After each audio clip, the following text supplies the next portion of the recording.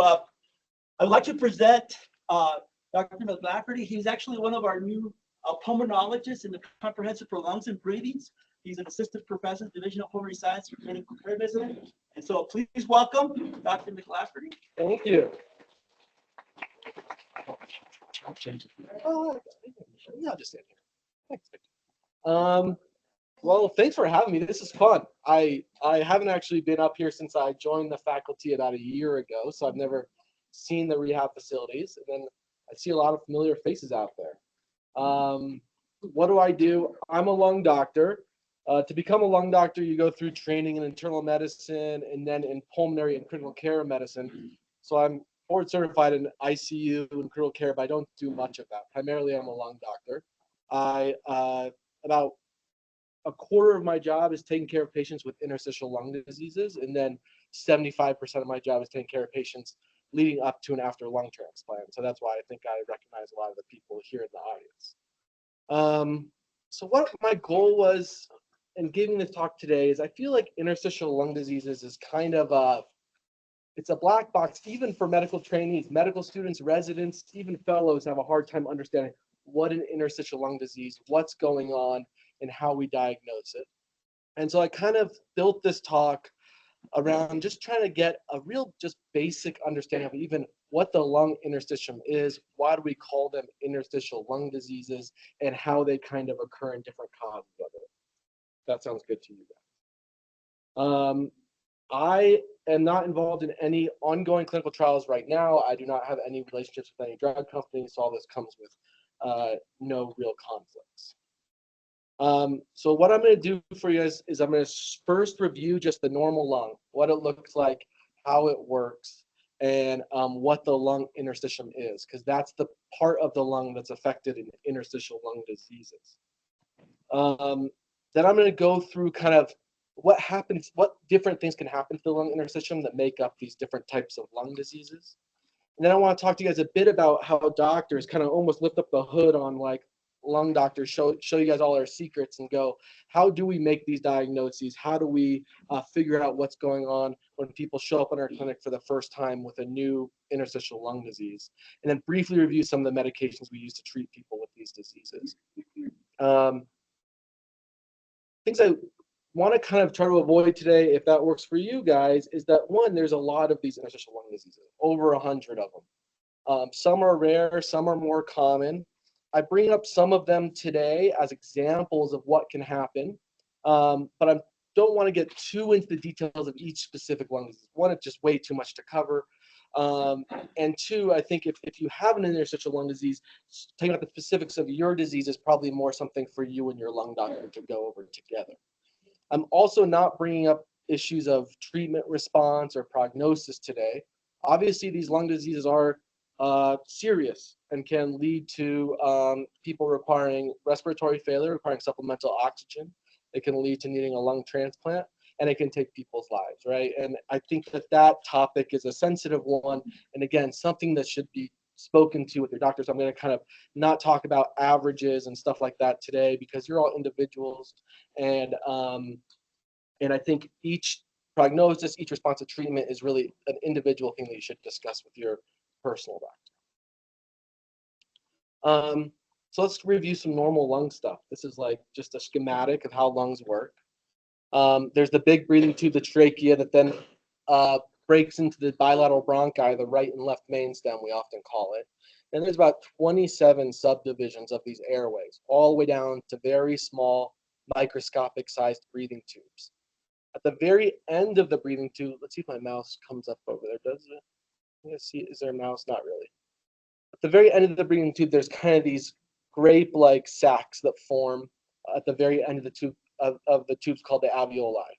In the alveoli and the walls of the alveoli are really what make up the pulmonary interstitium. Okay, so that's kind of going to be the focus of where these diseases start and where kind of the pathology is happening. And that part of the lung is the functional unit of the lung. It's where oxygen gets pushed into the blood and where carbon dioxide gets taken out. And so people who have disorders of the pulmonary interstitium also often have issues with respiratory failure, shortness of breath, or need for supplemental oxygen. here's just another schematic of kind of the same thing. But here I kind of want to review, really take a big step back and say, what are all the different pulmonary diseases, right? And how do they affect each different part of the lung?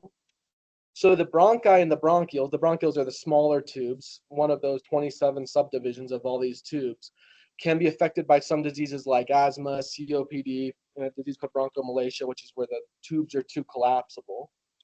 Um, the muscles are an important part of the lungs, right? And they can be affected by various diseases. So the lungs themselves can't move air in and out. They just perform the gas exchange. So you need these muscles to move air and out. Lou Gehrig's disease or ALS, myasthenia gravis, even obesity, or people who've been in the hospital for a long time, people who are just diffusely weak can have issues with moving air in and out, and that can affect the lung function. That's why I think a lot of you are here at pulmonary rehab to make sure you're nice and strong. The pleura is the lining of the lung. It can get infections in it. Certain cancers can affect the pleura of the lung.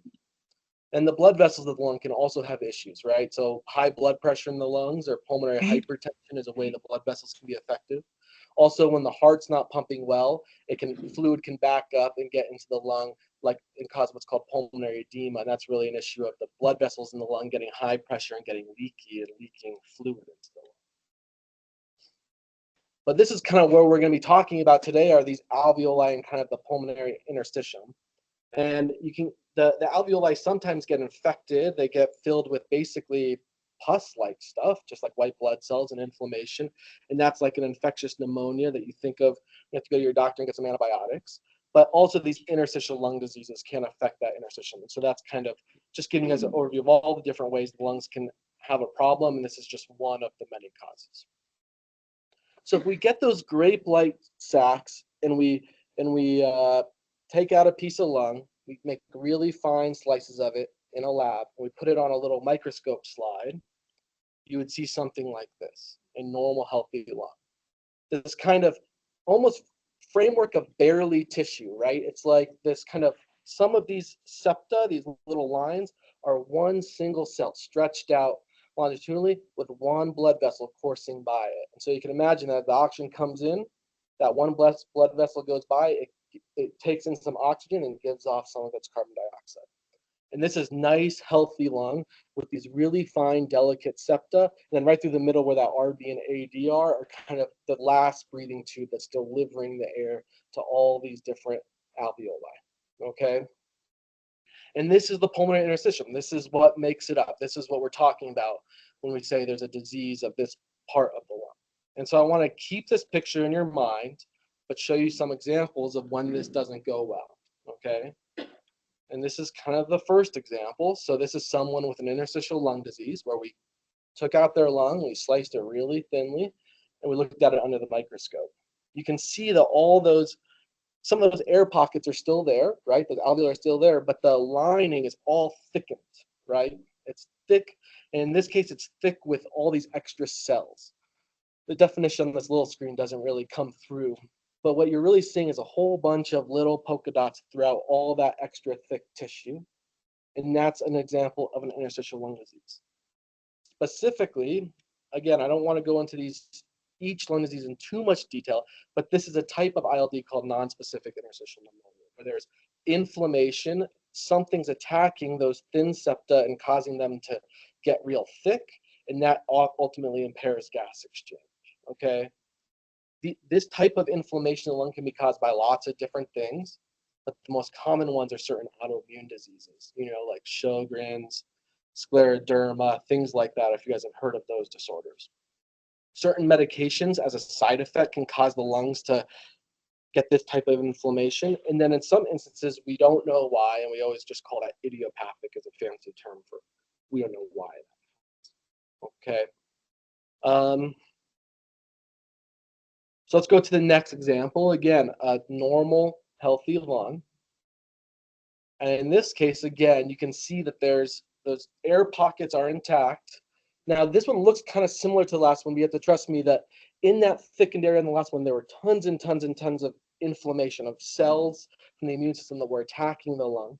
In this case, it's actually what we call collagen deposition. It's kind of, or scar tissue. So in that septum, there's just deposition of like almost a like a cartilaginous material that's getting pushed in there, okay? And so this is what causes lung fibrosis. So now, instead of there being a bunch of inflammation in between all these little alveoli, there's this thickened collagen membrane that the lung is kind of pushing in there and depositing into that space. And so again, you can see that this is a disease of the interstitium. It's an interstitial lung disease, but it's different than the last one. This one is more fibrotic, more like collagen deposition. And we call this usual interstitial pneumonia or a UIP pneumonia, okay? These are more scarring things. And again, just like the NSIP one, there's a bunch of different things that can cause you to have this collagen deposition problem in the lung. Some autoimmune diseases do it as well, so there's some overlap here.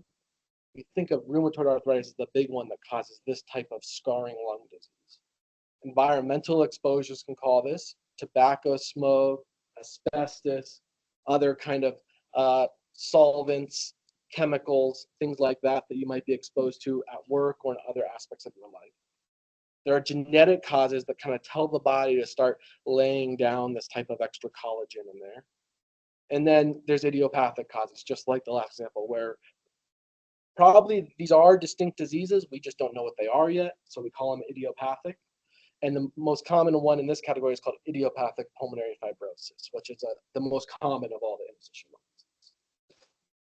lung diseases. And then there's another example. This is where, again, you can see these. So this is a more zoomed in picture of these fine, thin alveolar septa. So some of these are pretty healthy on the outside. But you can see that one in the middle is really thickened. And in this case, there's a special type of inflammation laying down that's causing it to be thick called a granuloma or a multinucleated giant cell. And in this case, this is usually from a disease called hypersensitivity pneumonitis. And that's where something in the environment is actually irritating the lung. The lungs, since it's irritated, is forming these multinucleated giant cells kind of throughout the interstitium, which ultimately impairs gas exchange and causes a lung disease. Things in the environment that set this off are certain animal proteins. If you guys have ever been to an interstitial lung disease clinic or probably any pulmonary clinic, we were always asking about birds, molds, mildews, those types of things, because those are the types of things that cause this type of lung disease. And it's important to know that even in 50% of cases, we don't ever figure out what that thing was. So it's still possible to have this lung condition without kind of appropriately identifying the perfect thing that's causing.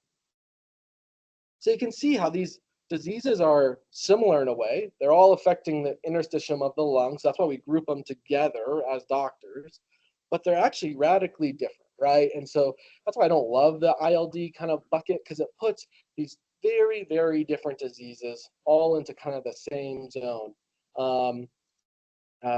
which can be confusing not only for patients, but for medical students, like I said, for even pulmonary fellows who are at the end of their training in pulmonary medicine, and even for lung doctors out in the community who take care of lots of different lung diseases. This area of ILD can kind of be a hard one to wrap their head around.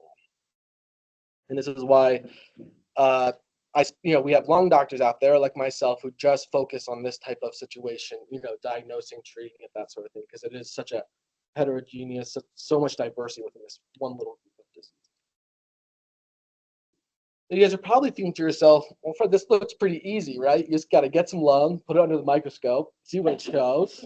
Bada bing, bada boom, make a diagnosis, start some treatment, right? The problem is getting this lung stuff is actually a little trickier than it sounds, okay? You don't just get to, I can't just go in and get some on my own. So one thing we can do is we go on the bronchoscope, go through the mouth, go into the lungs. The problem is, like you can see in this picture, the bronchoscope it has some width to it, right? And you can only get it so far out there. It probably gets through the second or third of those 27 subdivisions. We can get it maybe to the third one, okay? And then we can put some forceps through the scope, which you can kind of see depicted somewhere in this zoomed in picture here. And we can shove them out there as far as we can and try to get these little tiny pieces of the lung. The problem is when we do that and then we look at it under the microscope, it actually doesn't help us with these different lung diseases that much. The lung transplant people know a lot about this because we use this procedure a lot after transplant to make sure people don't have rejection. But to figure out what type of ILD you have before transplant it doesn't really provide us with enough tissue to tell us for sure. So people are getting creative, right? Of course. What they do is they put, instead of a little grabber out there, they put a cryo probe, which is a probe that can get extremely cold, okay, really fast. So it's a normal temperature, stick out really far in the lung, and then turn on the cold and have it freeze and have as much of that lung tissue kind of suck on and stick to the probe. Give it a good tug. You get a little more lung this way, but still, the studies are this is still kind of in investigation, I'll say, but currently I think most lung doctors would not recommend this type of lung biopsy to figure out what type of interstitial lung disease you have, because you still don't get quite enough tissue to say for sure. So then there's the big procedure, right? This is where a cardiothoracic surgeon enters the chest through a kind of a minimally invasive way. The anesthesiologist will put the breathing tube down one lung, deflate your lung, the one lung that you need a biopsy of completely, then they'll put tools into the chest and try to take out a pretty good wedge of the lung. And we do that. We do that sometimes, but this is obviously invasive.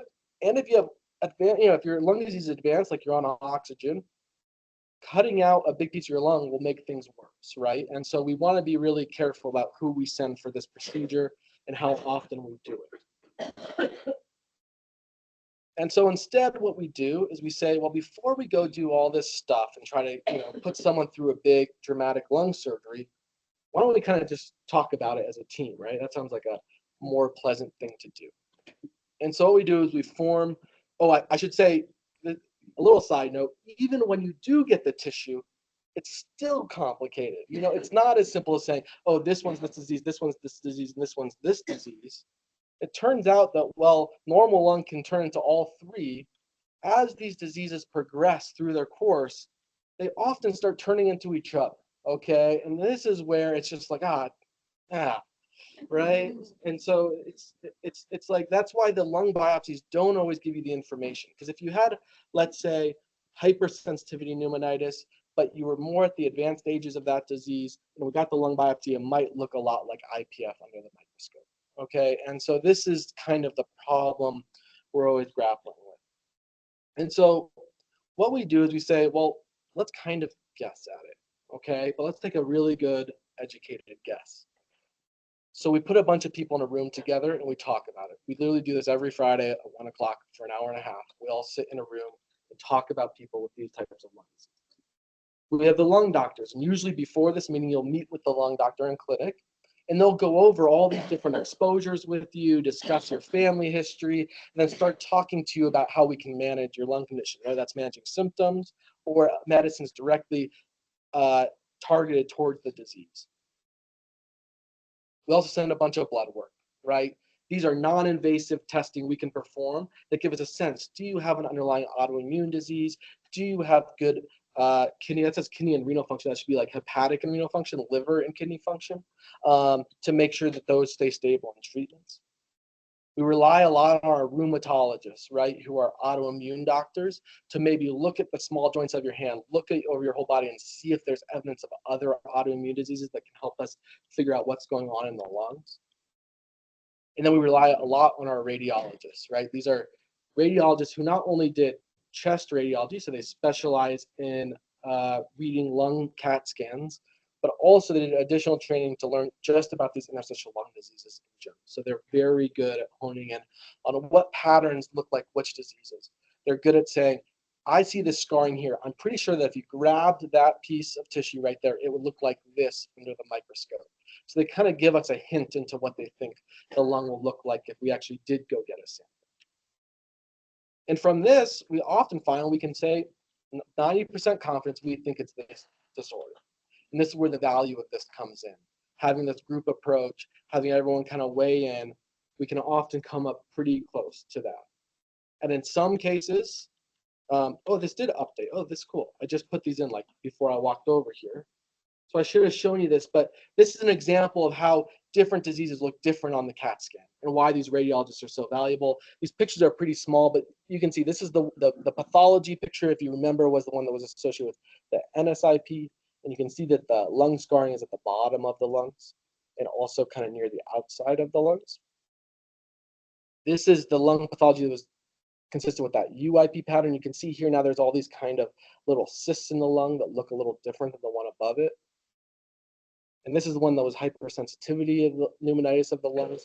And you can see in this one, the upper lobes are more affected than the lower part of the lung. And so you can see how a radiologist who's really keen to these patterns, looks at them over and over and over again, can come up with some diagnostic confidence just by looking at the CT scan of what they think might be going on.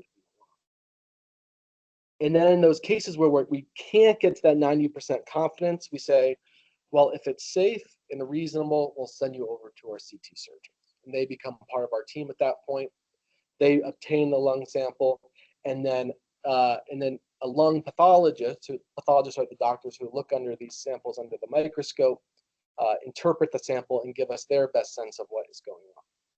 And again, one of the risks of these biopsies is sometimes we still don't know, and we have to still kind of be taking an educated guess even when we have the tissue sample.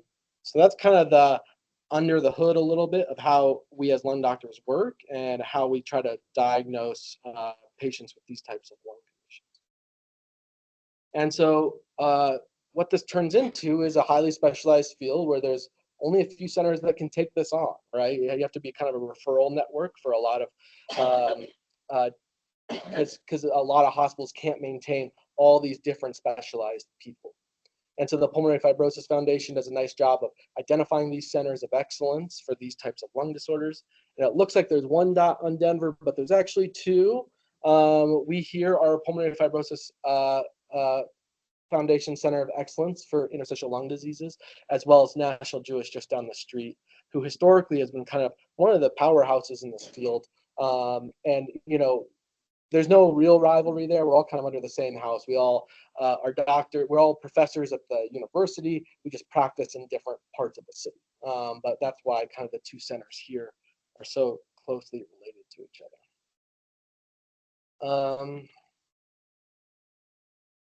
So what tools do we have to treat these diseases? This is like the briefest overview of these medications that I can possibly do. Again, I don't want to go into this too much, but I like to think of it as kind of, there's these inflammatory lung diseases where there's more inflammation in the lung, and these are treated with anti-inflammatory meds. So those are prednisone and Cellcept primarily. Or azathioprine is still sometimes used to treat these type of lung disorders, but there's a lot of other medications in this category that I am not going over right now, such as new biologic meds like rituximab or other medications, cyclophosphamide, that we can use to treat these kind of inflammatory lung disorders. When there's more fibrosis, more scarring, more of that collagen deposition I was talking about, then we treat them with these anti-fibrotic medications that were introduced about a decade and a half ago, and help slow down the rate at which those cells are depositing that tissue in the lung. The two that you guys probably know about are nintedanib or Ofev, and then pirfenidone, which I did not put the brand name, but it's Esbriet. So that's as much as I'm going to really go into treatment. I want to say that we are working hard to expand this toolkit. It's kind of a lame toolkit compared to a lot of other diseases. And the lung community is a little bit behind in this regard. So lots of clinical trials ongoing, and this is kind of where these centers of excellence really are the anchor of all these new research. Just so you guys know, clinicaltrials.gov is the U.S. government-sponsored website where they keep all the trials in a database. It can be somewhat tricky to navigate because it doesn't get honed in too much on exactly what you need. But the Pulmonary Fibrosis Foundation, I was just exploring this last night, has a really cool system where they kind of, you fill out a little questionnaire, you put in your details about your lung disease, and it can pump out if there's clinical trials available for you. And not only that, but they even have a phone number. You can call and connect with like one of their representatives that they keep on staff to navigate if there's any active clinical trials for you out there. So that's a pretty valuable resource. And I think that's all free of charge, through their fundraising and sponsorships, they're able to provide that service. So that's all I have for you today. I hope that helps kind of give a background of what these diseases are, why we call them all interstitial lung diseases, even though there's more than 100 of them out there. Give you a sense of how they affect your breathing and your lung function. And yeah, it's really nice to be here and see you all and hang out. So let me know if you guys have any questions. Thank you. Yeah. Given that there are multiple, many, I've heard 1 to 200, whatever, Yeah.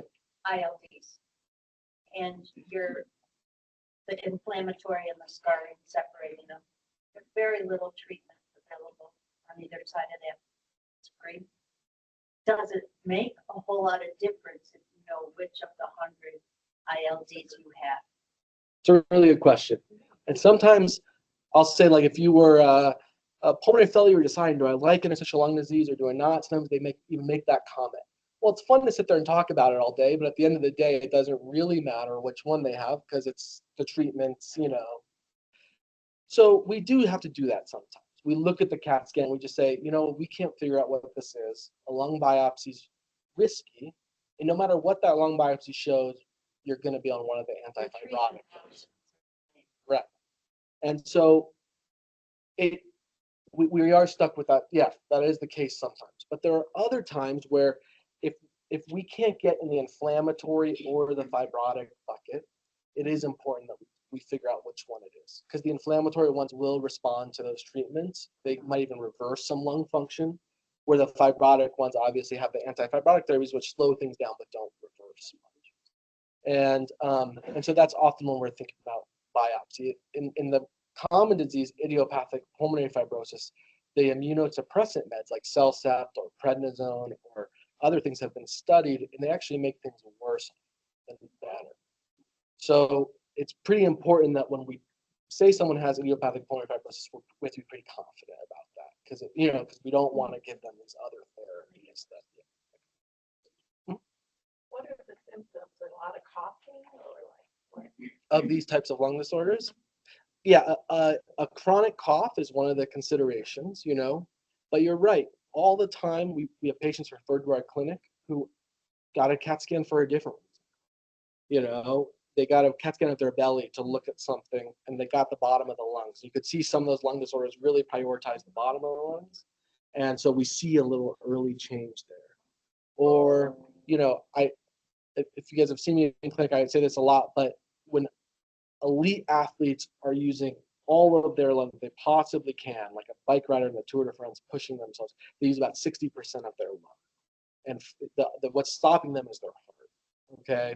And so you can lose 40% of your lung before you really have significant symptoms. And so that's a big focus of a lot of people right now in research is trying to figure out how do we screen people for these conditions? What markers can we use to predict lung health before it's bad, you know, so that we can start people on treatments or even prevent it from ever occurring. And so you guys might have heard of Framingham study, which is a big cardiology study where they followed people for 85, 90 years. My grandpa was part of it, you know, and they looked at people's heart health over time. We don't really have a Framingham in lung, so we're working on that right now in terms of saying who, from the day you're born or when you're 20 or 30, are there things we should be checking in blood work or CAT scans or things where we can detect these earlier? Yeah. Or the getting close to like aerosol anti-rejection medications. Say that again? Oh, are we getting close to like aerosolized medications? Yeah. Yeah. In the ILD space, there isn't a lot going on for that right now. There's an inhaled medicine that dilates the blood vessels, inhaled Tyvaso, some people might have heard of, which is used for kind of a complication of lung disease, but isn't for the lung fibrosis itself. Though there's currently a clinical trial seeing if that medicine does help slow down lung fibrosis. So that's in a phase 3 trial right now, and we'll know the results of that in the next year or two. And then you kind of mentioned rejection. So just to bring up after a lung transplant, they're also looking at inhaled tacrolimus as a potential option. I know Dr. Gray's involved in some advisory committees about starting a trial for inhaled tacrolimus. That could be easier on the kidney. Yeah, exactly. So more localized, so you don't have the systemic side effects of the tacrolimus. Yeah. Oh. Kind of, I was wondering if there are tests. I have diagnosed, yeah, but then was diagnosed afterwards. Then a year after, my brother passed away.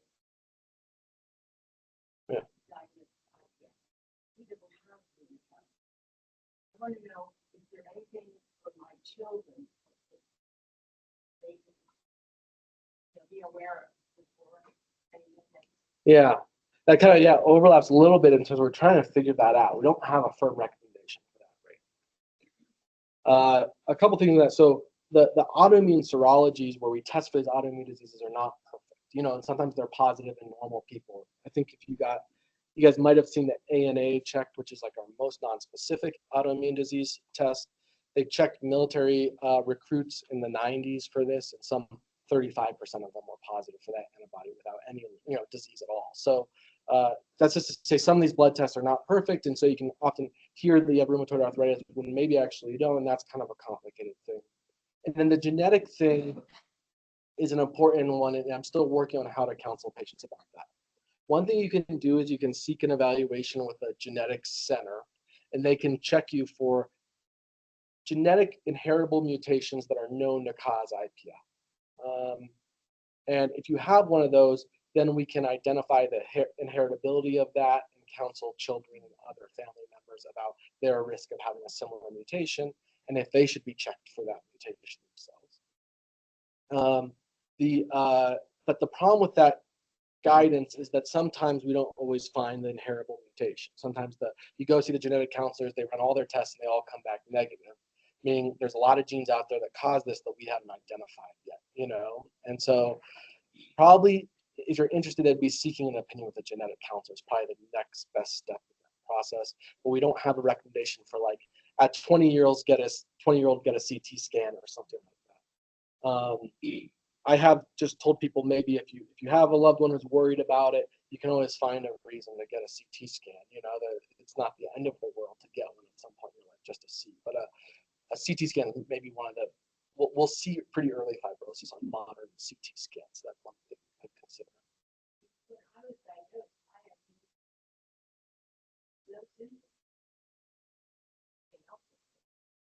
Right. Yeah, and it happens like that, unfortunately. Yeah.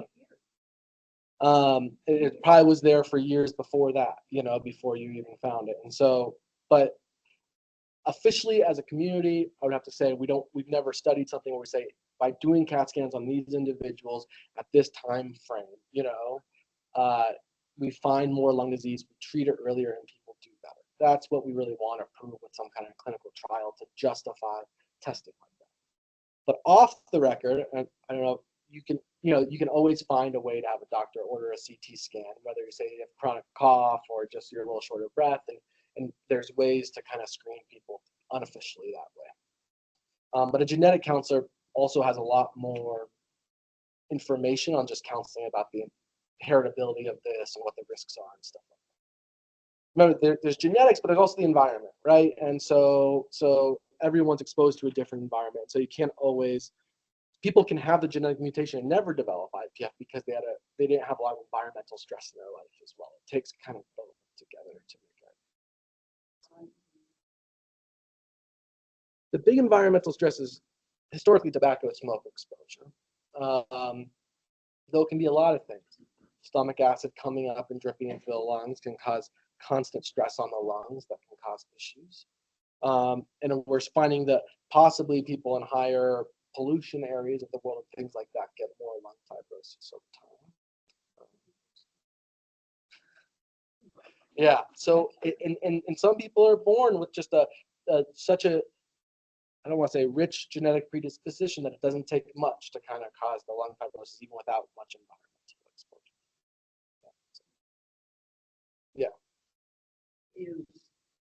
Well, the biobank here, can that have any effect and be able to perhaps with some degree of accuracy predict your lung disease? The biobank is a really helpful resource, both here and a lot of facilities have them across the country. And in my other hat as a lung transplant doctor, having these, we get a lot of human samples to add to our biobank when the explanted tissue comes out for research purposes, which is a helpful thing. One issue with the biobank is that the lungs are advanced. Okay, inherently, to have a lung transplant, you need to have pretty advanced lung disease.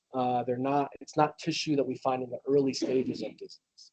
And sometimes the insight, the kind of key look into figure out what's an early lung disease is having the earlier lung tissue, if that makes sense. And it's hard to get that. It's hard to get that out of humans because not many people have, let's say, some people get lung taken out for a lung cancer and there's healthy lung around that lung cancer. Well, that might, if they had an early lung disease in that extra lung, that would be helpful tissue to have, if that makes sense. But the explants from lungs more help us define how these lung diseases progress in the later stages, because that's usually where that tissue is. You use, fibrosis, it just kind of a big term for interstitial, because you're talking about one, but then you're talking about the other. Are they the same, or are they just like big name over, and you can go back and forth between the two? This is where, the word, lung doctors were so bad at naming this stuff because we use terms interchangeably and it makes sense in our head, but it often comes out like, what the heck? So when I'm talking about fibrosis, I'm talking about that one lung sample where there's, let me go. It's really this one where the interstitial lung disease is driven by deposition of this collagen matrix stuff, which is a type of just, imagine just like skin or something like that doesn't have much effect, but kind of causes this, it's just inert, but it just causes kind of scarring to build up in the lung. It's like if you burned yourself, and then over time that skin healed up and shriveled up a little bit, and you kind of have that scar for the rest of your life. That's what's getting deposited in the lung, and that's really lung fibrosis. That's fibrosis, but then you have all of this interstitial, which is the other 120 million. Yeah, but the issue is as some of these other ones progress, that's the problem. And so all 200 over time at some point will develop some level of fibrosis, whether that happens in your life or not, but where they started is what differentiates all these different diseases. And that's kind of why sometimes it's hard to figure out which one started it, is because when we get the lung tissue, we look at them, it's just a bunch of fibrosis. And it's hard to look back and say, where did this, what did this start like? Yeah, when you're looking at it all, do you have like the patient's history? Like if they're looking at that, say they grew up at a farm in India, they're now exposed to animals and they're exposed to bad weather and they're exposed. So can you say, yeah, this is kind of what caused it? Yeah, exactly. So that's where what we always do is have the lung doctor meet with the patient first and have that conversation with them. And then some 3, 4, 5 weeks later, review it with everyone in the meeting. And that includes the pathologist who looked at the tissue. Because sometimes the pathologist says, this just looks like pulmonary fibrosis, kind of what you're saying. I can't tell you what this started like as, but then we have the rheumatologist and the pulmonologist who think about, well, let's think about their exposures or their history and all these types of aspects, trying to figure out where this started. Or sometimes we have CT scans. We'll often ask people to get, oh, I got a CT scan when I was 18 for this thing. Well, let's try to go get that CT scan because that could give us an image of what things were like back then that could help us figure out what this was. So it really does take it.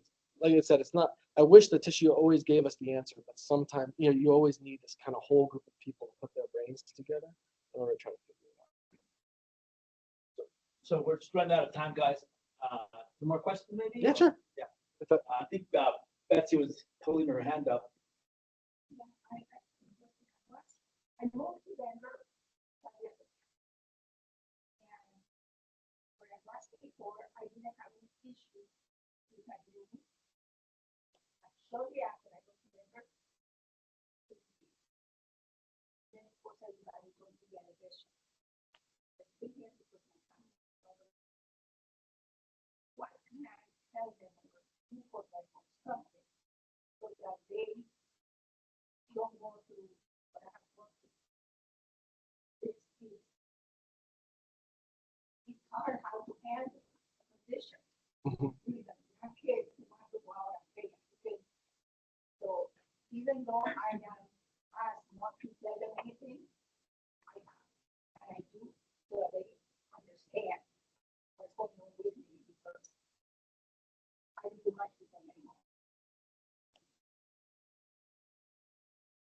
So is your question that what can you tell them, or Yeah, family, children, because there were the people getting the room open, and they don't think that that's the experience. That's why I'm using that, because somehow, you know, they were sick and yeah? Well, I definitely, think that living with these chronic lung diseases and existing with them on a daily basis is one of the hardest things. You guys all know that. It's one of the hardest things I see, and that's why I'm in this field, is trying to make that better. And you need a support team around you to get through that. And as you go through that treatment process, I think you need a tremendous support team around you to get you through that, get you to appointments, all these different things. And so I would promote transparency with your family in order to build that support network around you. But there's always going to be cultural, familial, all these differences between every family. And obviously, there's no right answer to answer that as a whole. But I would say that, introducing the idea that you have bad lungs, that lung health is a very important thing, and that it's something they should, always try to be aware of, is something I would definitely recommend.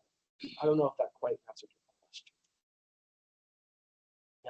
Being pre-lung transplant, I am required to have a support person so they can know what's going on. You better. No, I'm kidding. Yeah, good man. You're exactly right. Obviously, the transplant process is a whole nother thing, right? But that requires a tremendous amount of support from your lungs. But even living with these lung diseases before transplant, it can be so helpful to have someone, people in your life wrapping around you, supporting you through all this challenging stuff, challenging conversations, challenging treatments, challenging medical appointments, all this.